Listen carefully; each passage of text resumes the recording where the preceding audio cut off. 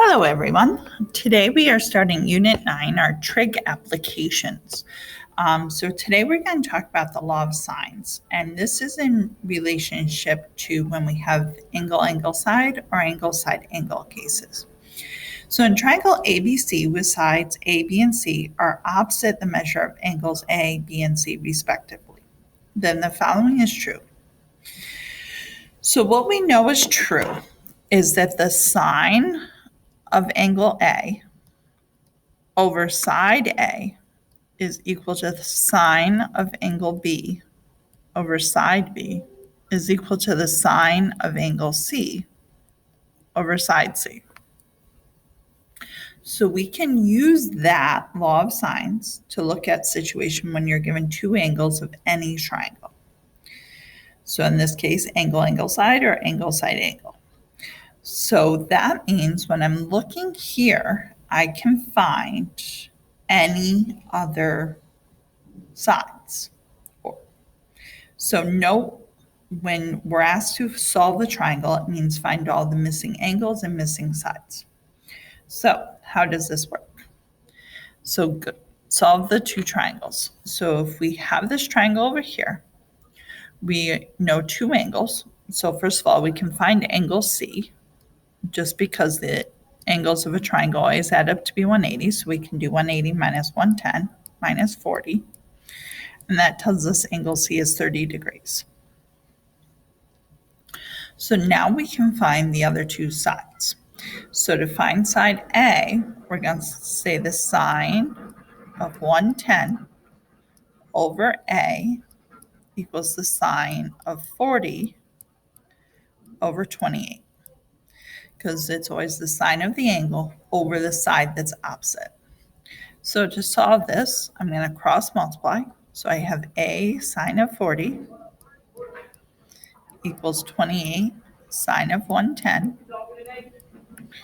We divide both sides by the sine of 40 to get A by itself. And then remember, it's important to use the fraction button on your calculator. So I do that on my calculator, entering it as a fraction.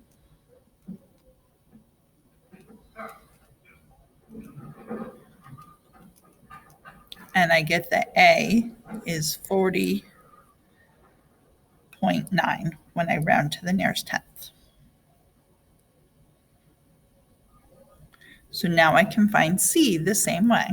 So I'm going to say sine of 30 over C. And again, I'm going to use the B because that's what I was given, sine of 40 over 28. So I want you to finish this, pause, finish this, and come back and check.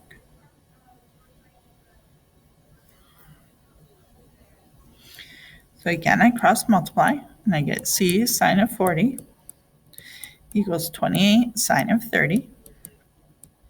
I divide both sides by the sine of 40.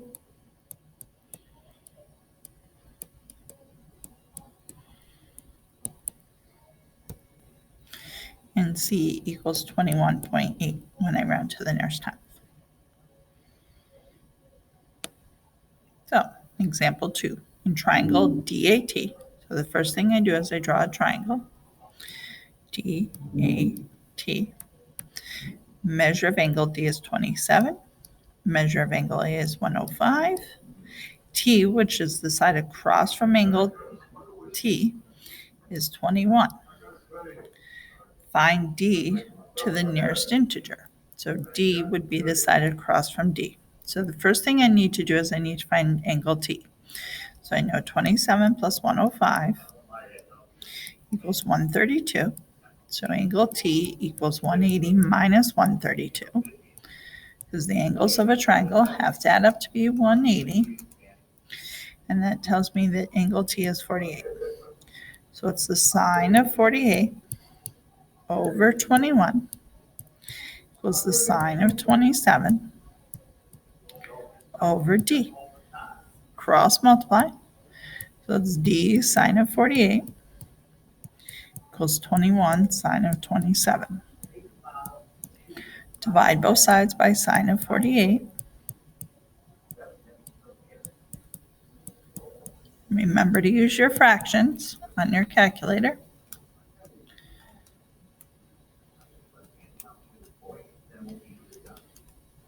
and rounded to the nearest integer, d is 13. So I want you to pause and try example 3 and 4, come back and check. Okay, so example 3 is very similar to example 2. I did sine of 45 over b equals sine of 105 over 10, cross multiply, divide, got b equals 7 when I round to the nearest integer.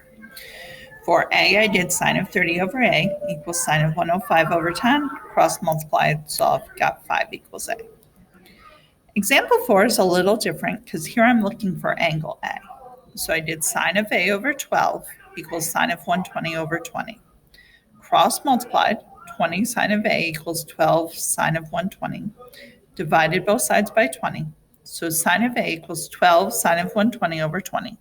To find the angle, I do the inverse sine. So I do the inverse sine of 12 sine of 120 over 20, and I get A equals 31 degrees. So that's the end of our video for today. If you have any questions, please let me know.